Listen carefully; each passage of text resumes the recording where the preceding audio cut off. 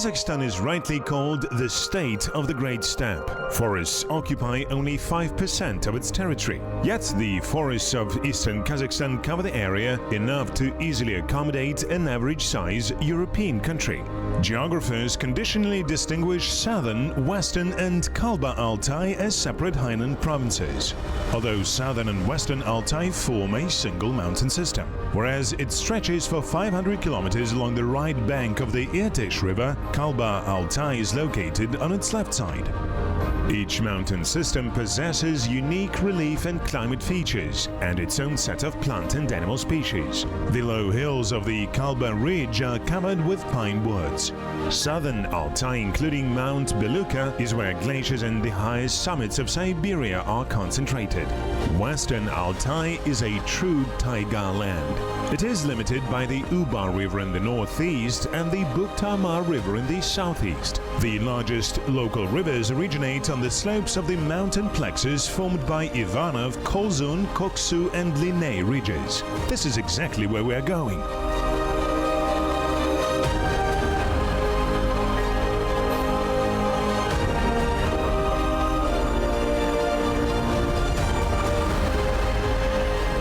The town of Rida, a regional subordination administrative center, is located at the foot of the Ivanov Ridge in the Ulba River upper streams. It was named after the mining engineer Philip Rida, who discovered polymetallic ores reserves here in 1786. The mine and the mining village were founded that same year.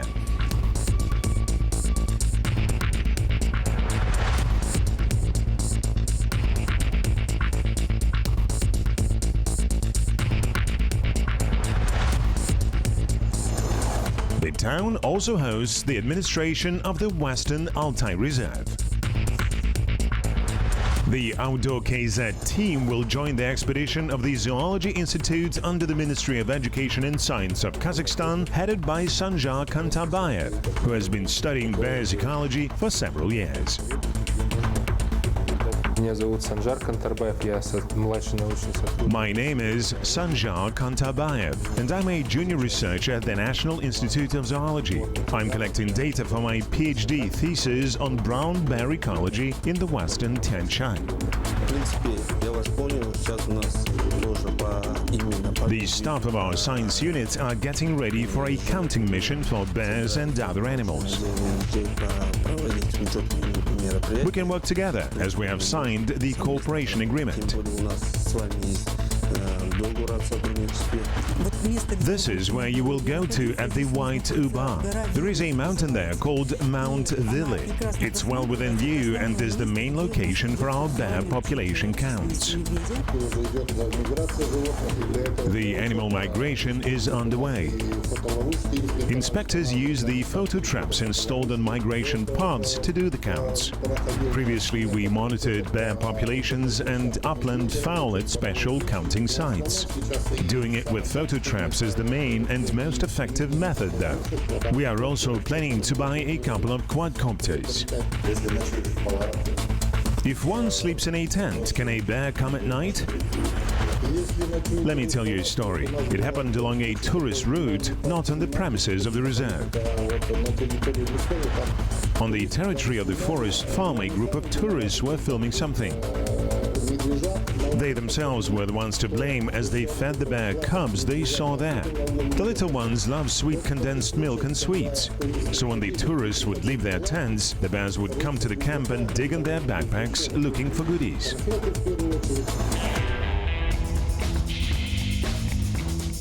Preparing for the expedition, we read everything that we could find about bears and even watched the famous Masha and the Bear cartoon. We noticed that the media image of this good-natured vegetarian somehow did not match the statistics of bear-related accidents. After all, it is the most dangerous predator in Eurasia. Large male bears often sin with cannibalism. The champion bear cannibal was found in Alaska. The scientists studying bear behavior did its DNA analysis and identified the DNA of its 4 children and old mother bear in its feces. It turns out maniacs exist even among animals.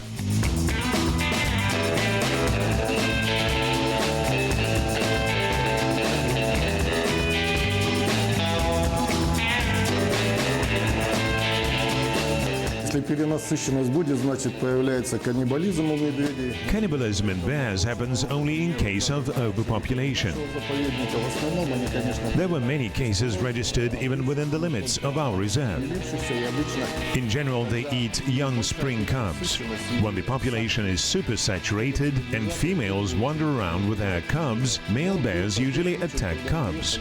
Once a colleague of mine and I were inspecting the premises and heard a terrible roar. It turned out there was a fight between bears.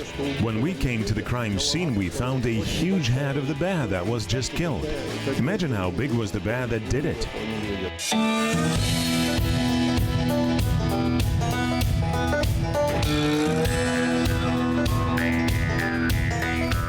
It takes about 1.5 hours to get from the town of Ridder to the reserve border by car. Traveling in space, we simultaneously move in time. Herbs are blossoming and bumblebees are buzzing in the foothills, yet the mountains are still covered with snow.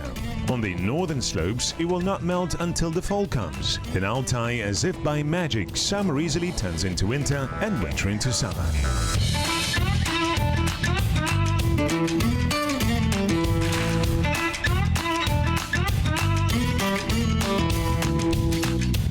They are building holiday houses and tourist camps in the foothills of the Ivanov Ridge. Humid and cool microclimate in hot summer months attracts a lot of tourists. The residents of southern regions come here especially willingly to escape from summer heat.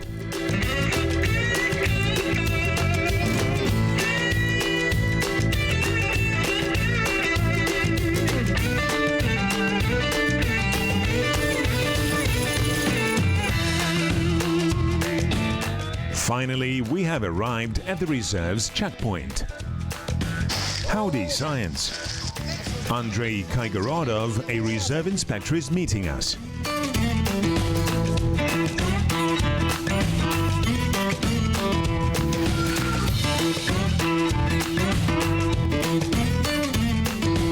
Мы находимся на Белоубинском кордоне. We are at the Belo-Ubinsky checkpoint and will spend the night at this wonderful cottage. Сейчас могу I can make a wish now because I'm standing between two namesakes, Natalia's. Натальями. Natalia Viktorovna Premina is a senior researcher at the reserve's science department. And Natalia Viktorovna Kaznacheva works in the protection department. She is a game manager. The Belo-Ubinsky checkpoint is located close to the Kuchinsky Peak and is a great place for radial raids, as you can survey both the black and white Uba watersheds.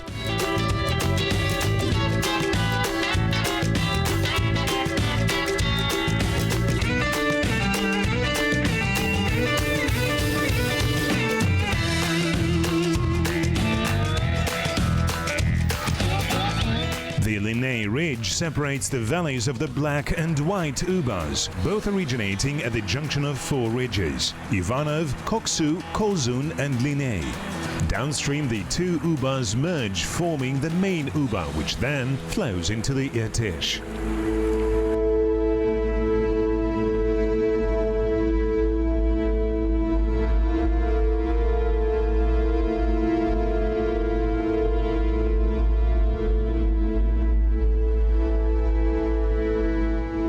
Belok, or white in English, is the Russian word for Altayan forest-free ridges covered with snow almost all year round. The streams from the Koksu Ridge flow in eastern and western directions. Some of them belong to the Ob Basin, the others fall into the Irtysh.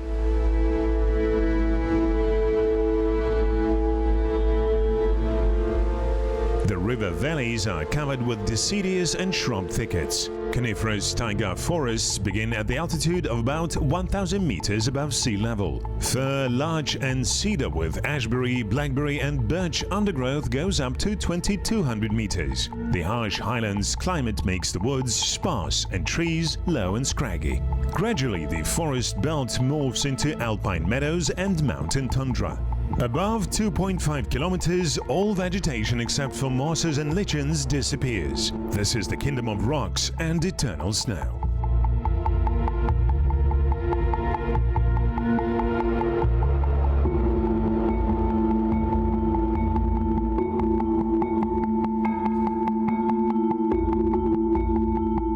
The 2,600 meters high Linnei Bilok is the highest point of Western Altai. The unique Linnei Pillars geo-architectural complex is located at the White Uba source. Residual granite outcrops of weird shapes remind us of the turbulent volcanic processes that shook our planet 250 million years ago. The popular name for the site is Rocky Fairy Tale.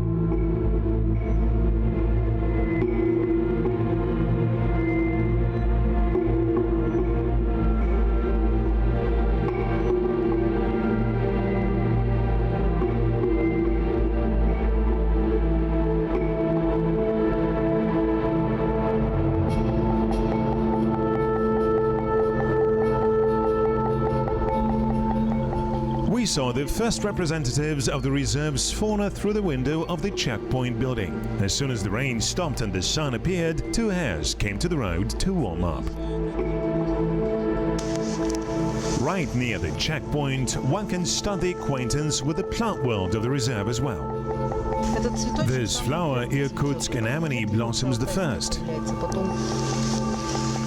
At his tongue comes the second, then anemone cerulean, then another anemone species that we have. Ephemeroids go through their life cycle very quickly, die off and disappear until the next year.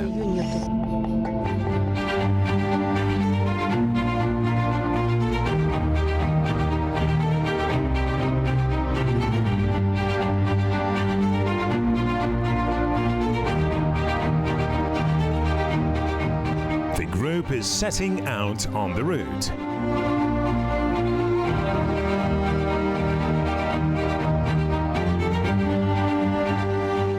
It rained all night in the foothills and snowed up on the pass. На вершине Коксинского перевала вот такой вот каменный тур. On the top of the Koksu Pass, you can get a nice rocky tour. Знак, сакральный символ. И вот мы сделали вот такого вот. They are called obo. Снежного башка. They are sacral, and we built this snow idol here to help us to overcome the pass. И надеемся, что это поможет нам преодолеть перевал. There have been cases when it would snow up to 50 centimeters merely overnight, but today it snowed just a little. Apparently, the bear crossed the road early in the morning. It would seem that due to its size, it's really easy to encounter and see a bear, but in fact, it's not, especially against a mixed background, in the woods or amidst rocks.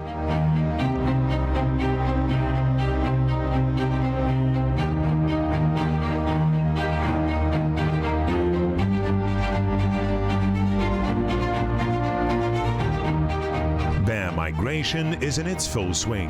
Like us, these animals travel the world seeking greener pastures. A bear cub stays with its mother for about 2.5 years. When the family sentiments fade away, there comes a moment when the mother politely asks her offspring to find another feeding plot. To fatten up for winter, during the fall an average bear consumes about 600 kilograms of berries, mushrooms, nuts and roots. Thus, no extra mouths to feed are welcomed at private sites. When two bears meet, the smaller one usually runs away and the stronger one may even enjoy it for dinner. Sanjar measures and registers every encountered footprint in his field log, including its GPS coordinates.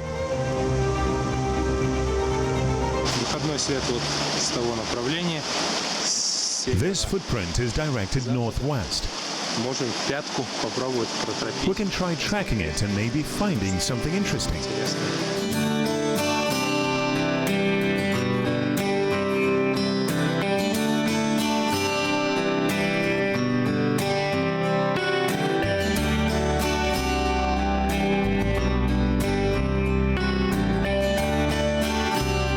As soon as the sun rises, the snow begins to quickly melt. It will stay on the northern slopes but will disappear from the southern ones already by noon.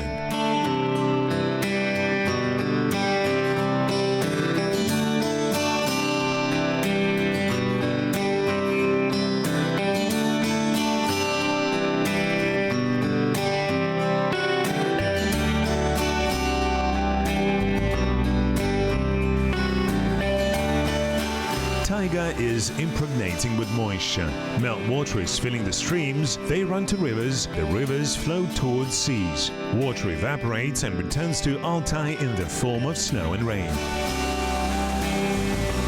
Cities grow and collapse along the rivers. States and civilizations emerge and disappear. But the water cycle will continue as long as our planet Earth is spinning.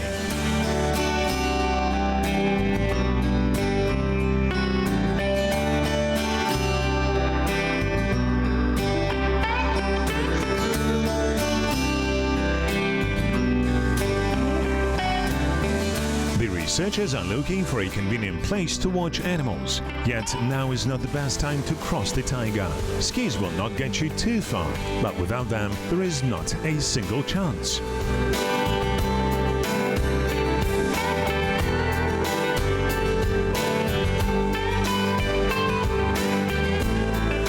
Photography as well as animal monitoring requires special time. Early morning and evening. Afternoon is the best time to rest. Дело в том, что медведь довольно скрытный зверь, все-таки это хищник. The fact is that bear is quite a secretive beast. Не всегда получается. After all, it is a predator, and it's not always possible to observe it for a long time. The encounters are mostly short, and the photo traps come really handy. Watching animals is very exciting and reckless. You never know what you're going to get. It may seem that nobody's around, but if you manage to sit still for just half an hour, you may even turn from an observer into the observed.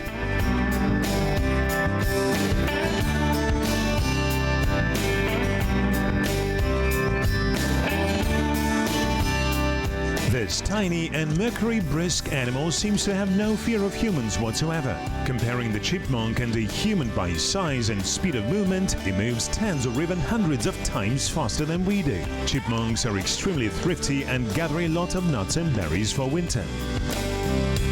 They say when a bear ravages a chipmunk nest, they cry like babies.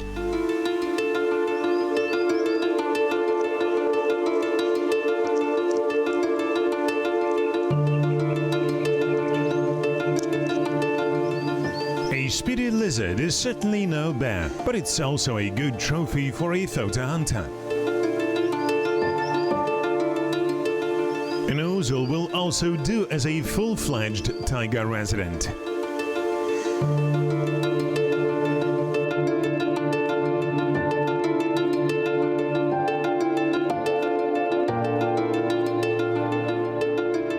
As a rule, bears wake up in early April and stay close to their dens waiting for the first grass. At times they can fall back asleep again for a day or two. When green slopes cover with blossoming ephemeroids, it's time for a true bear feast. Эфемероиды, эфемеры – это те цветочки, которые… Ephemeroids or ephemerons are the flowers that very quickly go through their life cycle. тоже из их числа. Irkutsk anemone and lion's leaf, for example. Да потому что они очень рано просыпаются. They are so small and fragile but can still survive for a short time during spring. In summer, when the grass grows up to your waist, they would make it. In spring, they have enough time to grow, pollinate, yield fruit and seed out their next generation.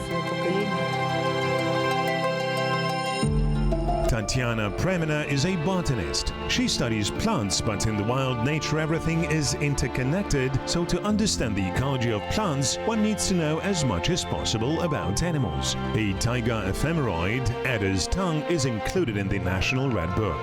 In Russian and Kazakh, this beautiful flower is called kandik, which in Turkic languages means dog tooth. Its comb is very nutritious and is one of the favorite bear's treats.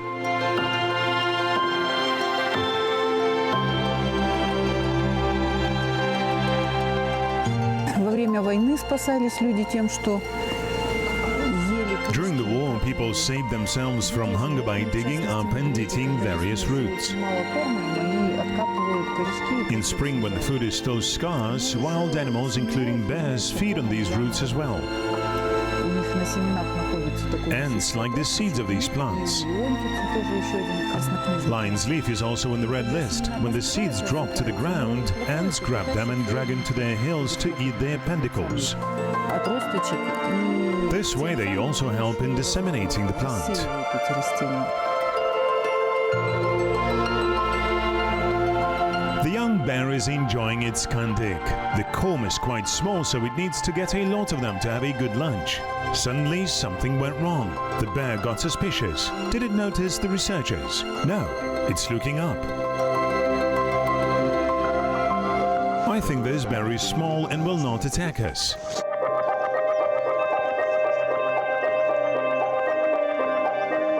A large old bear appears from behind the rock. It also needs to stock up for a long winter and is probably rather hungry and angry. It's not to be trifled with. It's better to run away.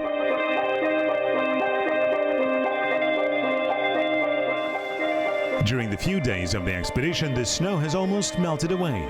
At night, the temperature still drops to negative values, but during the day, you feel quite comfortable in just a shirt. The trails over the passes open up and large-scale migration of hoofed animals begins.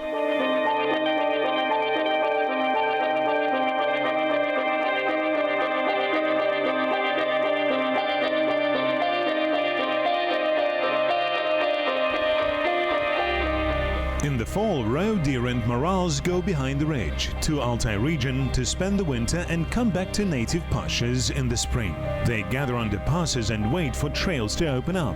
Mighty elks are the first ones to walk the trail. Then come morels and roe deer. The ungulates are followed by predators like bears, wolves, lynxes and wolverines.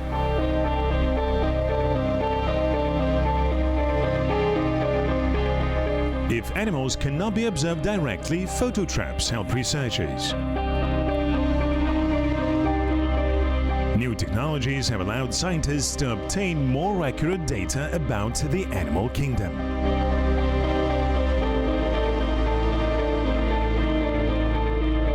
Служба охраны заповедника каждый год высыпает. Every year, the reserve's protection unit staff leave about 50 kilograms of salt here for morels, roe deer and elks.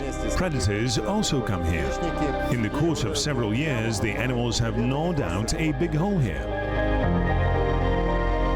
The photo traps are installed along migration trails and near salt gardens.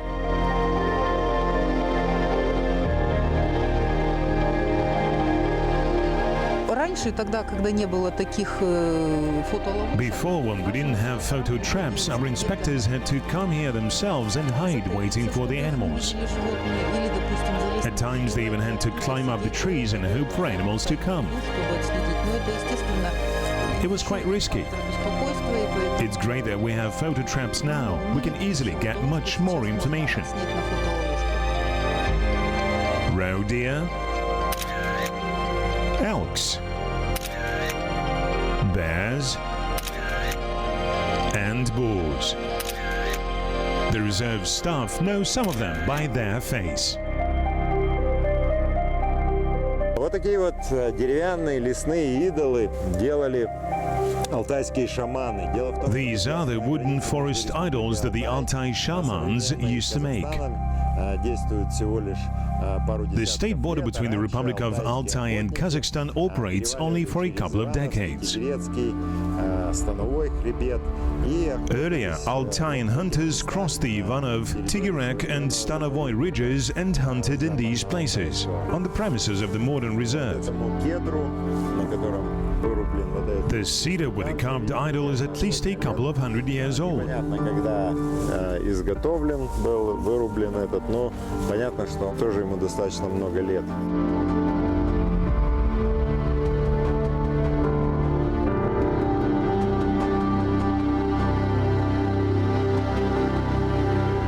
The checkpoints with continuous manning are located in the key sites of the reserve. Their task is to prevent the trespassing by whatever unauthorized visitors.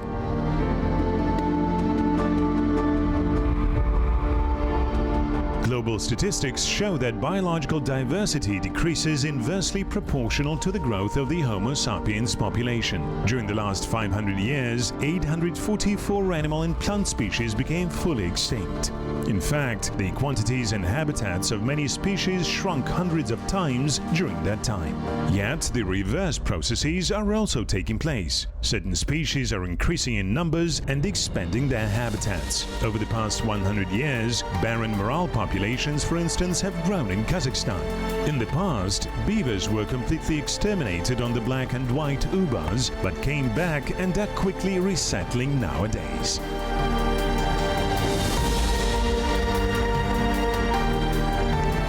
Удивительное дело, Наташа говорит, что вот это вот озерко, оно возникло. It's amazing. Natalia is telling me that this lake appeared only a few years back. It's obviously the result of beaver activity. We are witnessing a rather intensive construction mission here. Sometimes they go up to 50 meters into the mountains and drag huge birch and willow logs down to the lake. Beaver building capabilities are striking.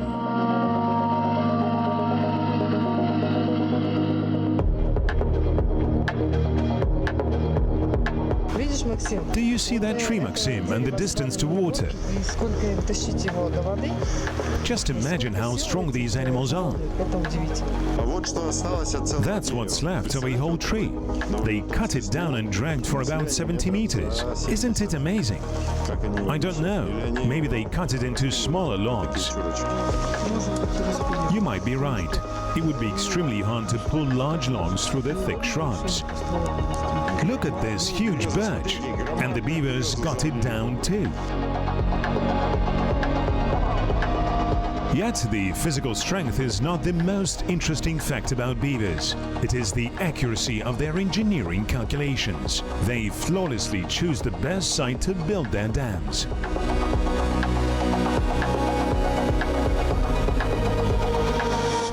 Judging by the size of this dam, they are just starting here.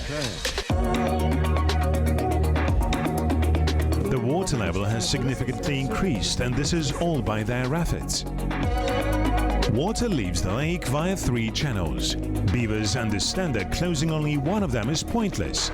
Thus, the construction began at each of the points at once. Several beavers are working together and simultaneously carrying out meaningful actions. No doubt it requires not only accurate calculations, but also a clear social organization.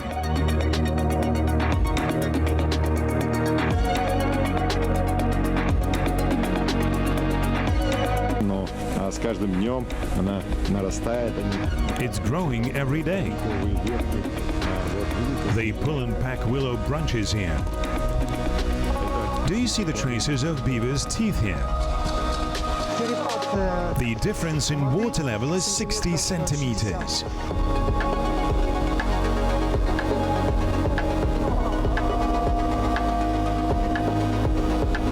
With all due respect to the classical school of zoopsychology, looking at the construction done by beavers, you unwittingly begin to believe that the network of dams cannot be the outcome of blind instincts, but of reasonable actions.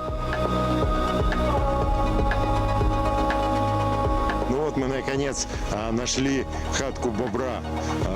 At last we found a beaver's lodge. It is a very complex and multi-level structure. Это спальня, другой отсек. Its one section serves as a bedroom. There are also a dining room and no doubt all the amenities.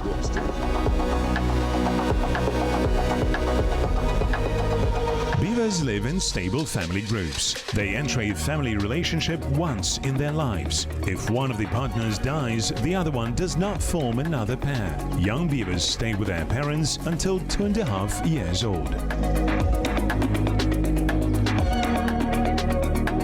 During the day, beavers usually hide in their lodges and can be quite brave defending their private premises. 2 teal families organize their nests right on the top of the beaver's lodge. The latter are rather tolerant to animals not competing with them for food.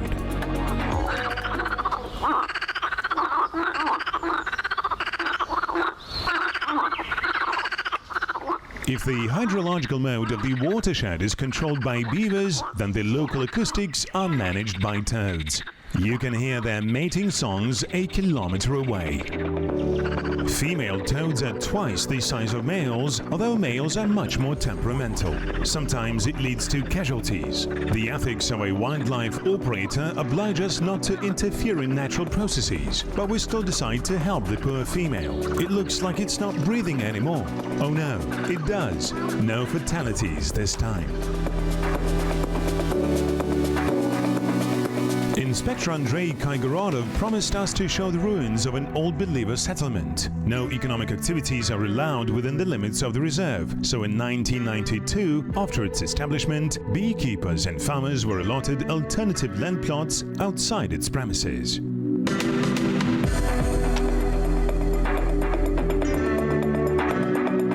Along the way, Andrei told us many interesting stories about his life in the forest. He used to work as a programmer in the city, but once decided to settle in the reserve.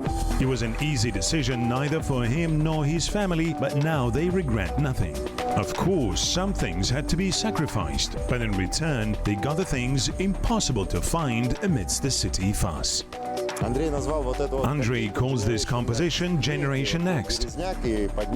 You see, there was a birch and then a fir tree settled under it.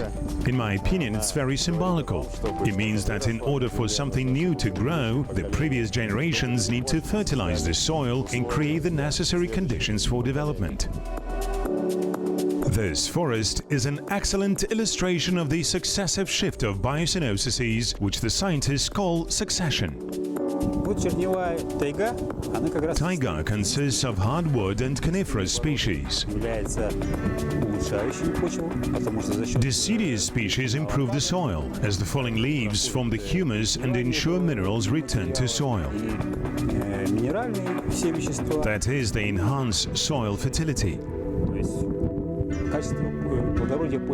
If only coniferous species are present, they suck all the useful substances out of the soil and lead to its degradation. Not even grass grows under spruces or pines.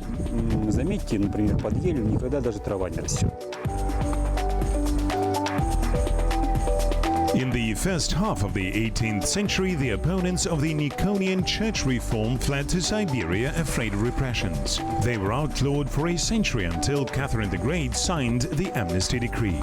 In Altai, they called them Masons because they used to live in rocky mountains. Having spent the whole century isolated from the state, the Masons formed a separate ethno-cultural community and were later called the Kazaks. In Soviet times, the Kazakh community almost disappeared, but some of its representatives lived until the late 20th century.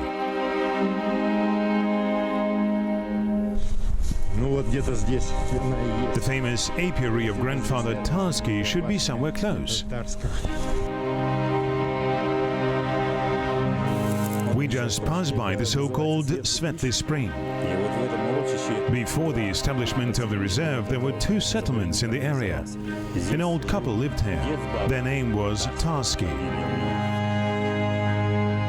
The remains of the apiary are still there behind the old hut. So many bare footprints around.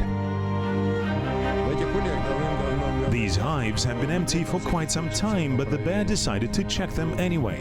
What if the honey showed up? Apparently got upset and scattered them around in irritation. The Kazaks were running away from civilization. If it came closer, they went further into the wild. The true Kazaks are no longer to meet, though their descendants remained. Taiga is gradually overtaking what belongs to it. The wild nature step by step is absorbing the old settlements and brings it into pristine condition like the humans were never around.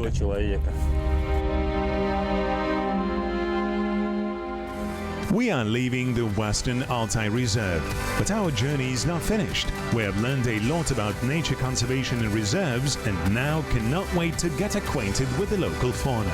To do so, we will have to go to one of the most inaccessible corners of Western Altai, Black Ubar Hunting Farm.